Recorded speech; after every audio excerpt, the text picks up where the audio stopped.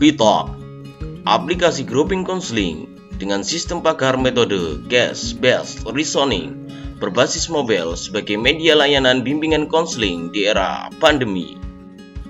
Remaja merupakan generasi penerus bangsa. Mereka merupakan aset calon pemimpin bangsa di masa yang akan datang. Usia remaja merupakan fase potensial untuk menentukan kehidupan di masa depan. Namun, dalam kenyataannya, sering dijumpai beberapa kasus penyimpangan yang terjadi pada remaja. Di antaranya adalah penyalahgunaan obat-obatan terlarang, tawuran, dan prostitusi. Dalam World Drug Report (UNODC) tahun 2020 tercatat sekitar 269 juta orang di dunia menyalahgunakan narkoba. Selain itu, tawuran antara pelajar masih sering berlangsung di Indonesia walaupun dalam kondisi pandemi COVID-19. KPAI juga merilis data sepanjang tahun 2020 terjadi 27 kasus prostitusi dengan pelaku usia remaja. Usia remaja merupakan masa transisi dari setiap kehidupan untuk menuju kedewasaan. Perubahan yang terjadi pada tahapan ini meliputi perubahan biologis, kognitif, dan sosial emosional. Dalam usia ini, anak-anak sering mengalami dilema untuk menentukan arah masa depan. Generasi muda seringkali mengalami kesulitan dalam mengenali kepribadiannya. Hal itu sering dijumpai dalam menentukan arah pilihan setelah lulus SMA. Pengambilan keputusan tersebut dipengaruhi oleh luas sempitnya pengetahuan serta pemahaman siswa tentang orientasi karir. Di samping itu, peran orang tua juga turut mewarnai proses pengambilan keputusan siswa. Dari berbagai permasalahan yang terjadi pada remaja dapat diselesaikan dengan memberikan pendampingan dan pendekatan kepada remaja terkait masalah yang dihadapi. Layanan bimbingan dan konseling di sekolah sebagai upaya dari guru bimbingan konseling untuk membantu siswa dalam mengoptimalkan potensi dan memandirikan setiap siswa untuk menyelesaikan masalah-masalah yang dialaminya.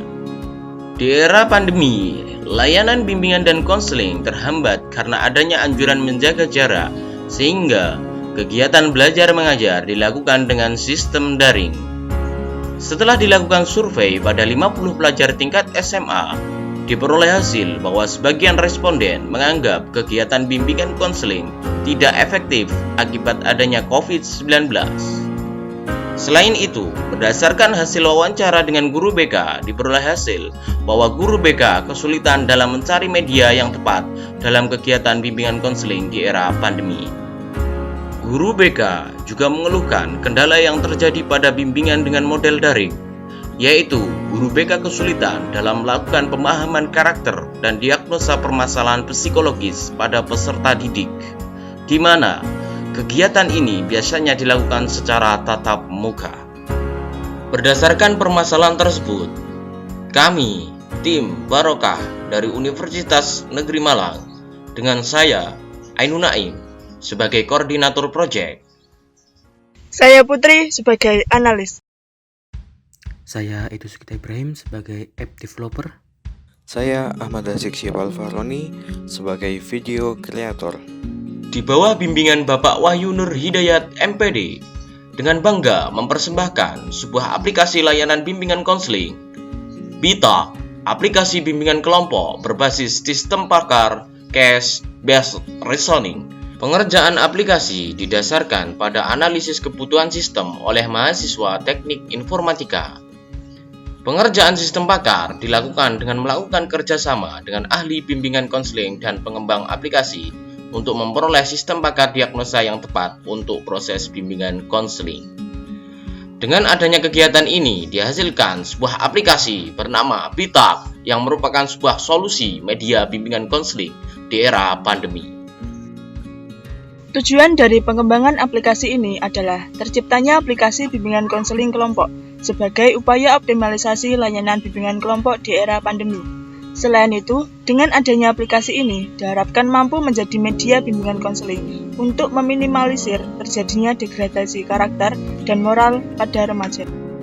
Pengembangan aplikasi ini menggunakan metode waterfall yang terdiri dari beberapa tahapan.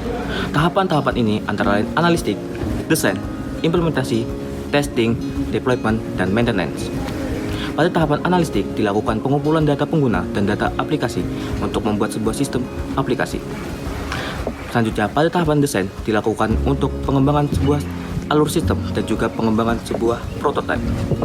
Pada tahapan implementasi dilakukan pembuatan sebuah program yang telah didapatkan pada hasil analistik.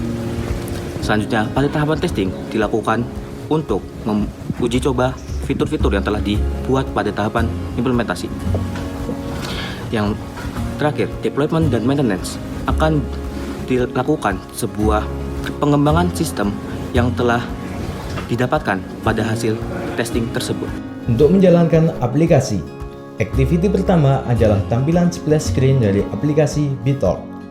Dari tampilan splash screen, user akan diarahkan pada splash screen tampilan pilihan login atau register. Jika pengguna sudah memiliki akun pengguna, dapat melakukan login dengan menginputkan email pribadi dan password yang telah dibuat pada tahap sebelumnya. Jika user belum memiliki akun pengguna, user dapat melakukan registrasi dengan menekan tombol register dan mengisi form pendaftaran serta berkas-berkas yang harus dipenuhi. Dalam hal ini, calon pengguna dikelompokkan menjadi dua kategori. Pertama adalah klien atau peserta bimbingan, dan kedua adalah konselor atau pembimbing. Untuk menjadi konselor, perlu dilakukan pemenuhan berkas tertentu sebagai syarat untuk menunjukkan kompetensi. Setelah melakukan registrasi, peserta bimbingan akan diarahkan pada halaman diagnosa yang berisi kumpulan pertanyaan pakar yang harus dijawab oleh user peserta bimbingan.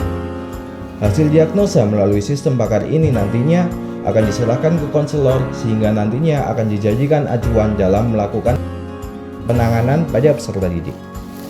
Setelah hasil diagnosa diperoleh, konselor dapat menentukan kelompok bimbingan konseling dan membagikan kode undangan ke peserta bimbingan. Dalam room bimbingan, pengguna dapat memanfaatkan fitur chat dan video conference. Fitur chat juga dilengkapi dengan sistem enkripsi end-to-end untuk melindungi permasalahan yang harus dijawab secara pribadi. Selain room bimbingan, pengguna juga dapat memanfaatkan fitur pustaka untuk mencari referensi bacaan.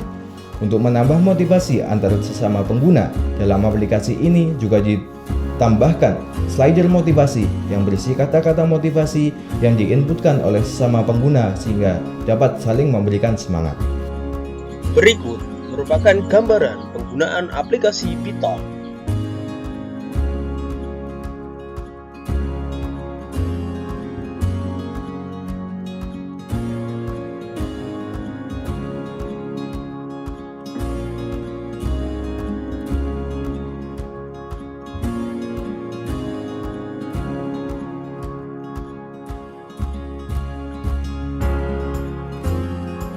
Aplikasi BitTalk memiliki beberapa keunggulan, di antaranya adalah dilengkapi dengan sistem diagnosa berbasis sistem pakar, memiliki fitur video conference, sistem navigasi yang mudah dipahami, desain aplikasi yang friendly, dilengkapi dengan fitur pustaka online, dan menjamin keamanan setiap data pengguna. Dalam pengembangannya, aplikasi BitTalk telah didaftarkan pada pencatatan hak kekayaan intelektual. Selain itu, desain aplikasi BitTalk telah dilakukan pengkajian berbentuk artikel ilmiah dan dalam proses publikasi pada jurnal internasional terindeks Scopus. So, tunggu apa lagi? Tentukan masa depanmu bersama BitTalk.